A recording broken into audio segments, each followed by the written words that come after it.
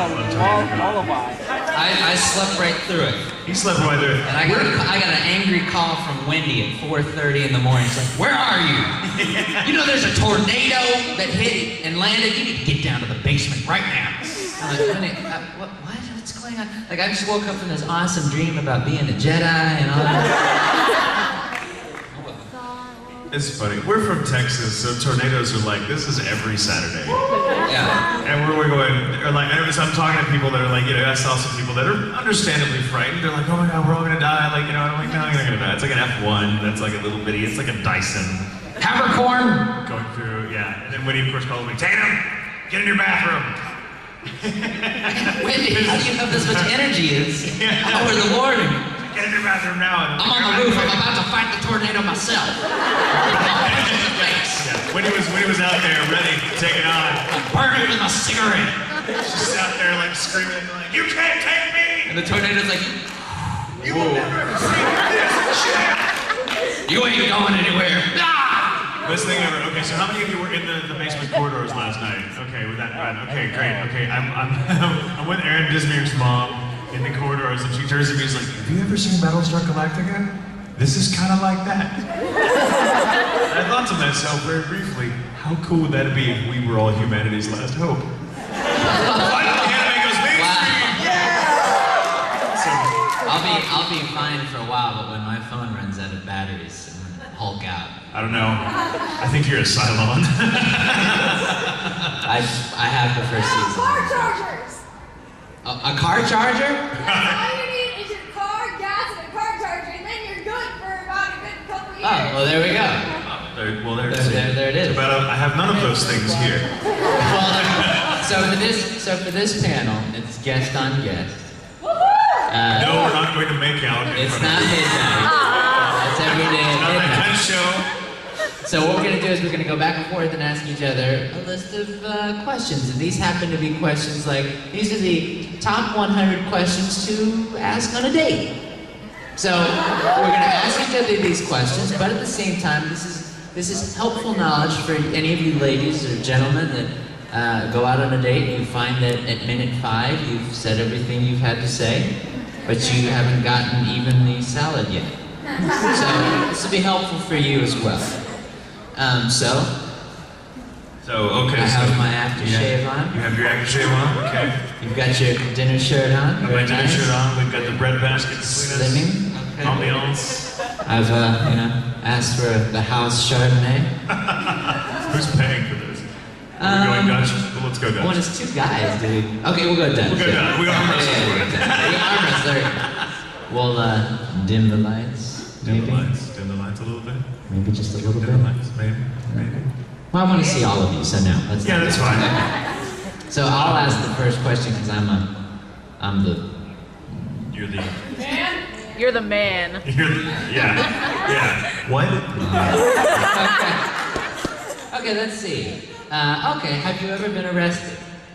Then don't start off with that. There's 2 dudes. We can do that. Don't ask your lady. You look so pretty. Hey, listen. You ever been arrested? Can I see some ID? Yeah. Have I ever been arrested? Technically, no. Well, what's the untechnical?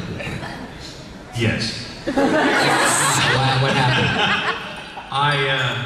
I used to walk around my neighborhood very late at night because I've always been a night owl, and I was young. I was like 17 years old, still living at home, and by home I mean like with the folks. And it was like 3, 4 o'clock in the morning, and I just wanted to walk around. That's the neighborhood I grew up in, right? I know it backwards and forwards, and I'm just walking around, and apparently somebody saw me. Some busybody neighbors was like, "There's a guy walking around at night at 4 o'clock in the morning," and of course I had like long hair, so I looked like trouble. Oh yeah, you used to have long hair. Yeah, I used to have very, very long hair, many moons ago, and I got picked up for prowling basically. They didn't book me because I wasn't doing anything, but they did like just to scare me. They like took me in. The best part is having to call my dad to come pick me up at like 5 o'clock in the morning from the county.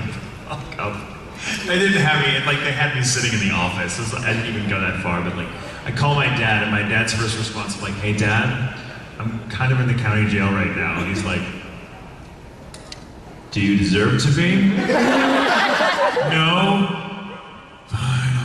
you. Like, he was looking for an out. Like, he was like, well, you deserve to be. You can just rot. But, yeah. So technically, no, because they didn't book me or anything like that. They just like decided, oh, here's a kid walking around, needs to be taught a lesson. It's like, there's no curfew.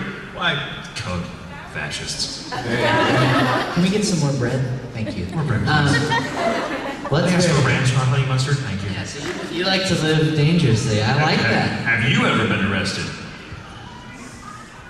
You have to think about this. The answer must be yes. Well, no, it's only because my father's been arrested a lot, and I was with him as a kid a lot. So I have to remember, was it me or was it him? It was him.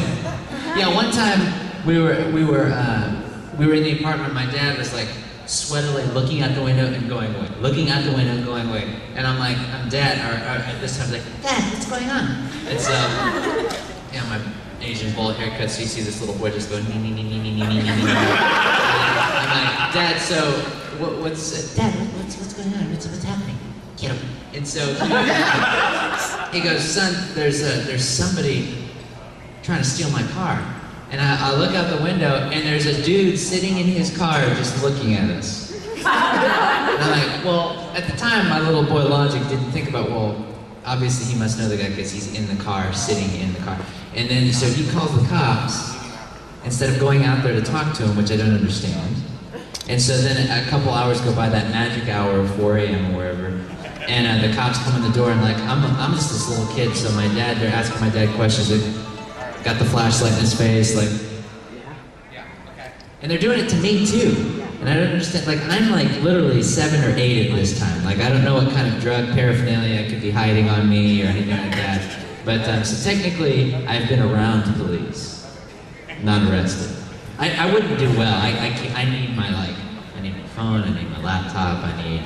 I would crack. I would be yeah. like, I'll do whatever you want, I'll tell you whatever, I don't care. And the thing about jail that scares me is like, you may be able to take on one guy, you may be able to fight off 2, but you ain't fighting off 4 or more. So that's my I will take on 4 or 5. I'm scared. Like, my limit's like 6, but I'm like, yeah. Yeah, because like to establish your, what's that? Seventh one that gets you that. Yeah, from behind, it's just better. So, yeah. You're too pretty for prison, so you wouldn't last a day. What I mean is like you got to establish your dominance. So it's like you can fight off 1 or 2, but no. That's why you just have to be crazy. You got to be the crazy guy. You always have to have Alka-Seltzer that are ready to put in the phone. I'm a tree wizard. Ah, they're like, yeah. okay, whoa. You got to make everyone think you have some kind of beautiful disease. Yeah, there you go. Like if I sweat on you, you will like die of consumption.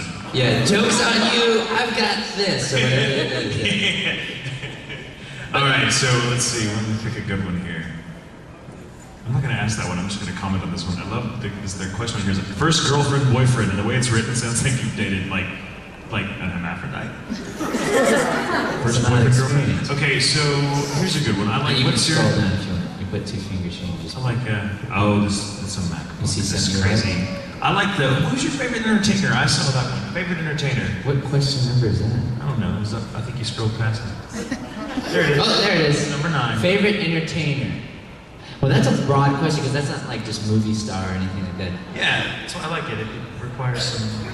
Well, okay, we'll go with this. Favorite entertainer, Dave Matthews. Yeah. Dave Matthews Band. I like him because he's just so.